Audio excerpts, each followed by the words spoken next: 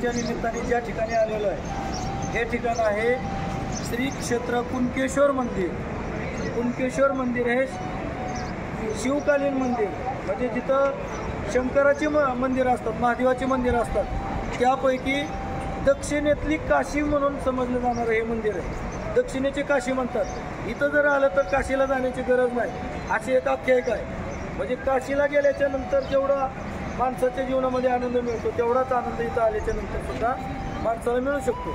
आता या मंदिराचा इतिहास जर बघितला तर आपण गुगलवरती सर्च केल्याच्या नंतर आपल्या लक्षात येतं की त्याच्यामध्ये जो इतिहास सांगितला तो इतिहास तुम्हाला सांगतो. आता तो खरा खोटा त्याच्या मागं बरेचसे म्हणजे तर्कवितर्क लावले जातात, परंतु तुम्ही फक्त ऐका.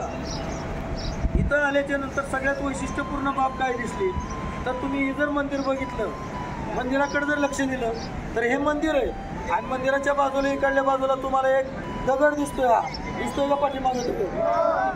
हा दगड नाही, दिसतोय दगड तुम्हाला. ऐका आता काय आहे ती, तर ही जे ठिकाण आहे ते मुस्लिम लोकांमध्ये दफनविधी केल्याच्या नंतर जशा पद्धतीने बांधकाम असतं तशा प्रकारचं हे बांधकाम तुम्हाला दिसते, बरोबर.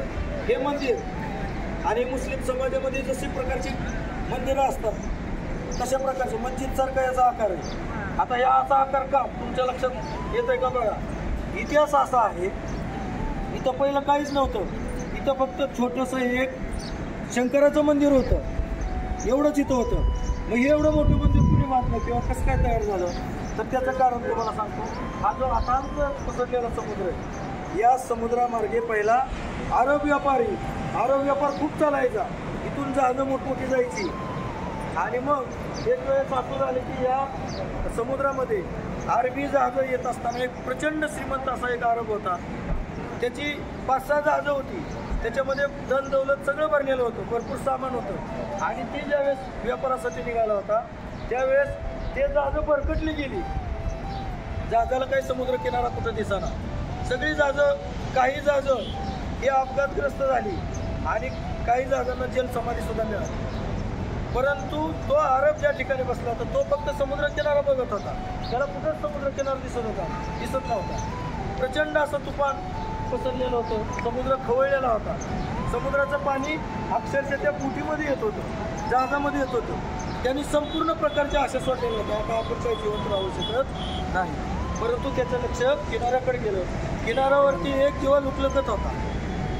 मग त्यांनी ठरवलं काही जरी झालं तरी आता त्या लुकलुकणाऱ्या दिव्याकडे आपण जायचं. तो लुकलुकणारा दिवा इथं शंकराचं मंदिर होतं, त्या शंकराच्या मंदिरामध्ये तो दिवा लुकलुकत होता. त्या दिशेने त्या अरबाचं जहाज या ठिकाणी आल्याच्या नंतर त्याच्या लक्षात, त्याला एवढ्या लांबून ती एखादी मशाल असल्यासारखं वाटायचं. इथं आल्याच्या नंतर त्याला दिसलं की इतर एक छोटासा पंथी आहे, लुकलुकणारा फक्त दिवा आहे. या गोष्टीने त्याचं एवढं मत परिवर्तन झालं. असताना तो मुस्लिम अरब होता, परंतु त्यांनी या ठिकाणी मंदिर त्या काळामध्ये बांधलं.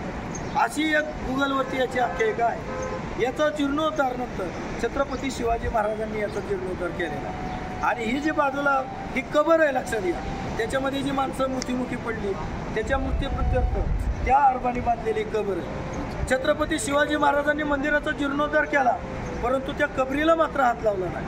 हे शिवाजी महाराजांचं मोठेपण आहे. शिवाजी महाराज, आपल्याला वाटतं की बघ मुस्लिम जेवढे सुलतान होते ते शिवाजी महाराजांचे शत्रू होते, शिवाजी महाराज त्यांना शत्रू मानत होते. असं जर मानलं असतं तर शिवाजी महाराजांनी ती कबर ठेवली नसती. म्हणजे हिंदू आणि मुस्लिम यांच्या ऐक्याचं प्रतीक म्हणजे ही कबर आहे, लक्षात घ्या. तर अशा पद्धतीने आपण सुद्धा कुठल्याही जातीपात न मानता, धर्मभेद न मानता शिवाजी महाराजांचे विचार जर आपण पुढे घेऊन गेलो तर निश्चितपणाने आपल्या जीवनाला एक वेगळी कलाटणी मिळेल. आज सोमवारचा दिवस आहे आणि सोमवारच्या दिवशी आपल्या इथं मस्तपैकी सगळ्यांचं दर्शन झालं.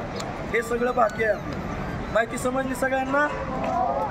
बोला हर हर हर हर छत्रपती शिवाजी महाराज की.